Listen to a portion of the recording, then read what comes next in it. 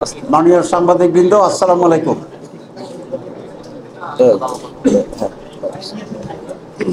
আপনাদের ধৈর্যের জন্য অনেক ধন্যবাদ যে আপনারা অনেক সময় ধৈর্য ধরে এখানে আছেন। আজকে একটা বিশেষ দিন সময়, আমরা দুই দল দীর্ঘ সময় ধরে বর্তমান পরিস্থিতি এবং অন্যান্য বিষয়ে আলোচনা করেছি। আলোচনায় কয়েকটি বিষয় আমাদের সামনে আসছে।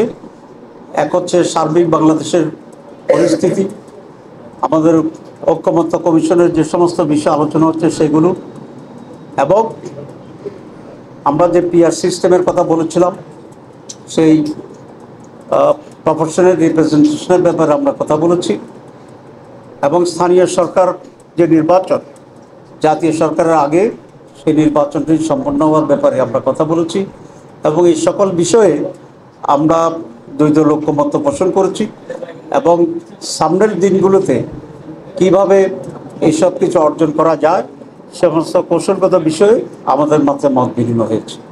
আমরা এই বিষয়ে একমত হয়েছি যে এই আলোচনা সামনে অব্যাহত থাকবে, এবং যে সমস্ত বিষয়ে দুটি দলে ঐক্যমত্য পোষণ করেছি সেগুলো অর্জনের জন্য যে সমস্ত কৌশল এবং কর্মসূচি নেওয়া দরকার আমরা গেজুলি সে সমস্ত কর্মসূচি গ্রহণ করব, এবং এই আলোচনাকে অব্যাহত রেখে যাতে করে আমরা একটা সফল এন্ডিংয়ে যেতে পারি সেই ব্যাপারে আমরা ঐক্যবদ্ধভাবে কাজ করি।